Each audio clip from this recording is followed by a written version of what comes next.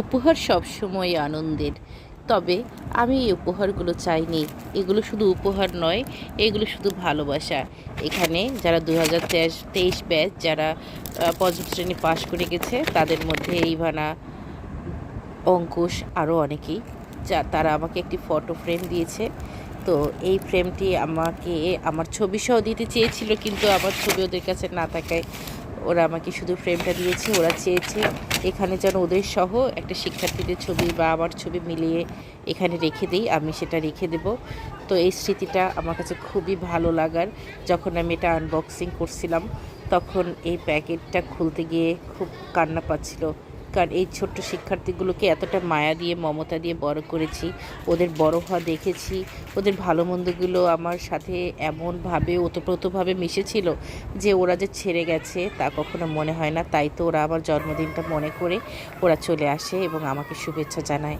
ধন্যবাদ ইভানা সহ যারা 2023-এ পঞ্চম শ্রেণী পাশ করে গেছো তাদেরকে। এবারে চতুর্থ শ্রেণী, যারা চতুর্থ শ্রেণীর মধ্যে বুশরা সহ আর যারা রয়েছে, যারা অত্যন্ত চৌকস, এই ব্যাচ থেকে ওরা, আমি ওদের অবশ্য অনেক কিছুই খাইয়েছি, কিন্তু যাই হোক, আমি আসলে এভাবে কোনো সারপ্রাইজ ওরা আমাকে দিবে এটা আমি বুঝতে পারিনি।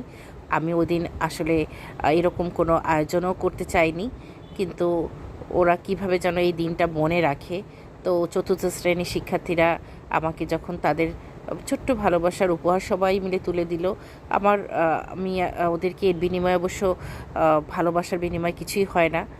আমি ওদেরকে নিয়ে কেক খেয়েছি, জিলাপি খেয়েছি, ছোট ছোট উপহার ওদেরও আমি তুলে দেই যখনই আমার সময় হয় বা সুযোগ হয় বিভিন্নভাবে। তো যাই হোক, এই দিনটিকে ওরা যেভাবে স্মরণীয় করতে চেয়েছে সেটা আমার কাছে অবশ্যই স্মরণীয়। আমার প্রাক্তন শিক্ষার্থী মৌমিতা, লাবণী, ওরাও এসেছে আমার জন্য মিমি চকলেট নিয়ে। আমাকে আগের দিন বাসায় এসে কেক দিয়ে গেছে। তো ওদেরকেও ধন্যবাদ।